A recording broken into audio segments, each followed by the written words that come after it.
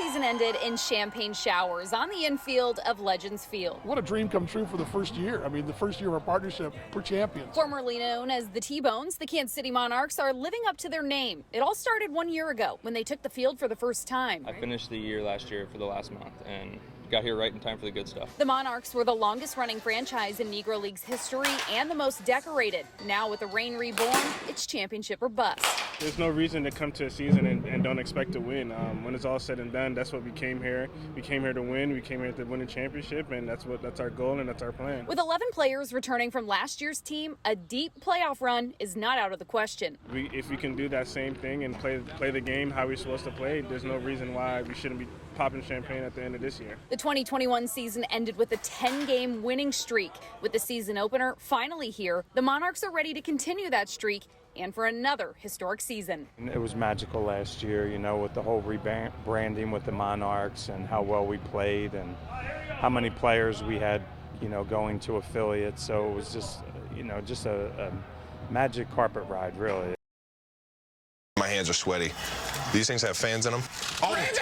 Come on!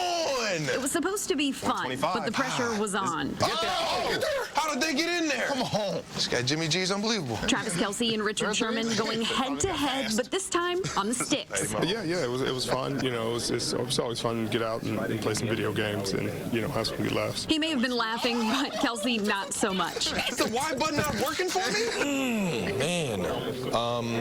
Well, there were a few things that happened in the beginning. I realized that Nicole wasn't returning kicks. So I think setting the depth chart a little bit different, as well as maybe I should have asked Spags on how to play defense, so I knew what plays to call. Got to find the voids. Is this foreshadowing? Got to find the voids. Madden 20, Chiefs vs. 49ers on Xbox One. Hot route. Okay, so this is the kind of stuff. Let's go! This is the kind of stuff I'm talking about. Jiggy. Just get him on the ground. Get Jiggy, Don't watch his hips. Winner got bragging rights, but also 50 Xbox One consoles for their charities, 87 in running and blanket coverage, the Richard Sherman Family Foundation. Ow! Am I pressing the right buttons? We both were awful, if I'm being honest. Like, neither one of us were really good at the game. You know, we were just trying to see who can struggle less through it. And apparently I'm the struggle less guy today. Yeah, I just got to get better at my user skills. It's the best show in baseball, and it's coming to town. The Savannah Bananas and the Kansas City Monarchs will face off in Banana Ball, the fastest and most unique baseball game out there. 2 hours time game. Batters can't step out of the batter's box. You can steal first. There's no bunting. There's no walks. And if fans catch a foul ball, it's an out. May 6th and 7th are sellout games at Legends Field. Think baseball plus circus. We're bringing over 100 performers to Kansas City. We're bringing our Banana Pep Band. We're bringing our male cheerleading team, the Mananas. We're bringing our breakdancing coaches. We're bringing players on stilts.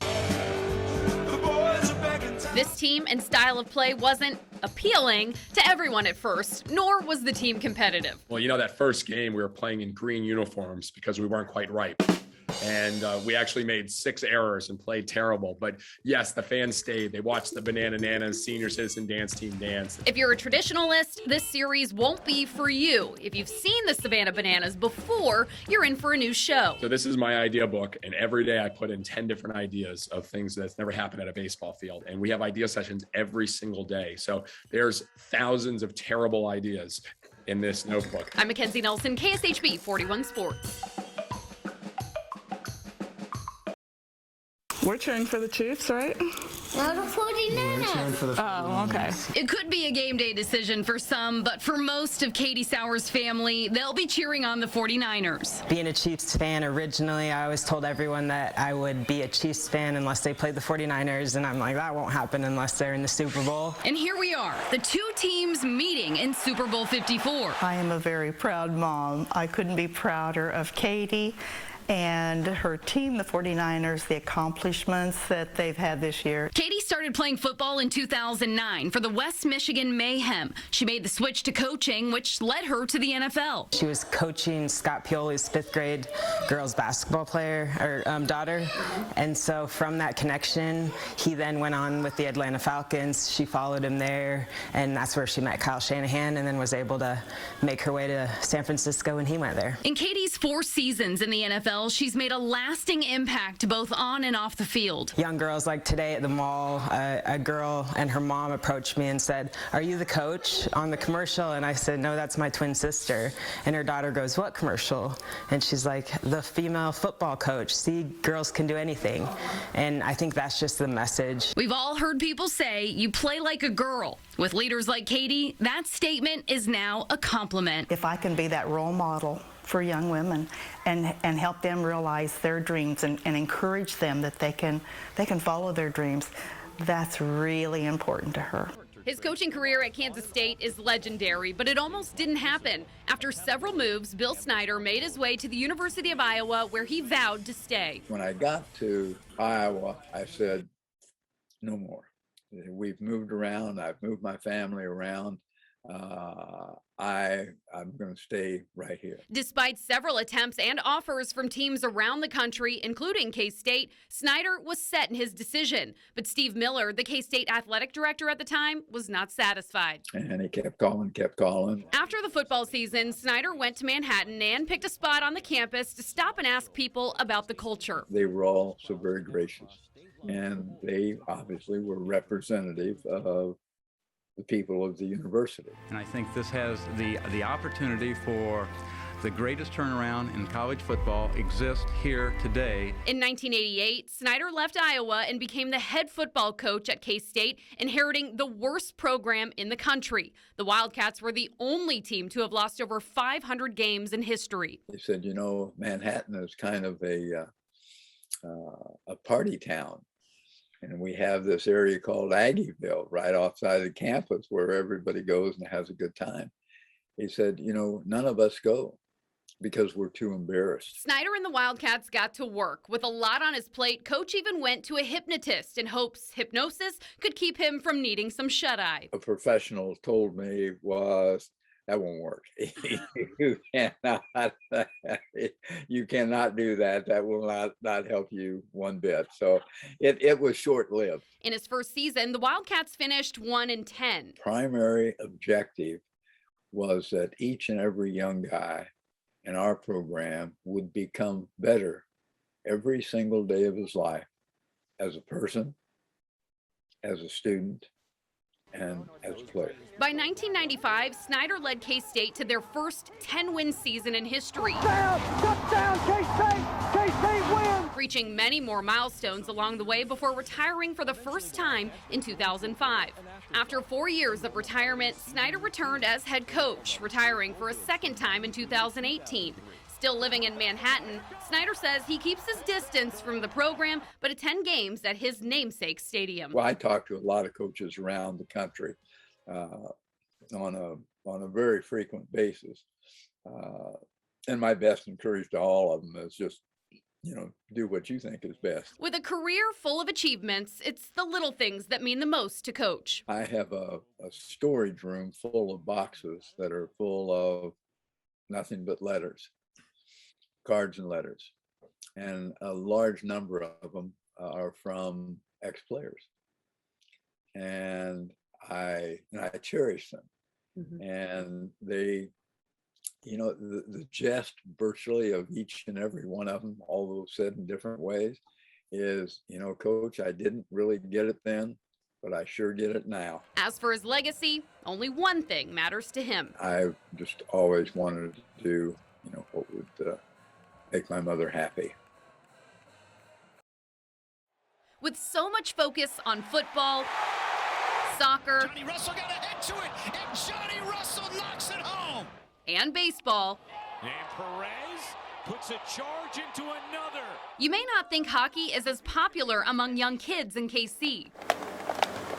I used to play baseball, and then I started liking hockey. But Rob Brown, the president of the Kansas City Youth Hockey Association, says participation numbers prove otherwise. This year we have, I think, 1,065 or almost 1,100 kids playing hockey under the KCYHA. At the Kansas City Ice Center in Shawnee, teams from all over face off right on the ice. It's a little more fun than baseball because when you're actually on the ice, there's actually like quick action you really got to get moving. Ethan Brown and his teammates are all under the age of 8, lacing up their skates soon after learning to walk. I remember when my dad took me out on the outdoor ice rink and taught me how to skate.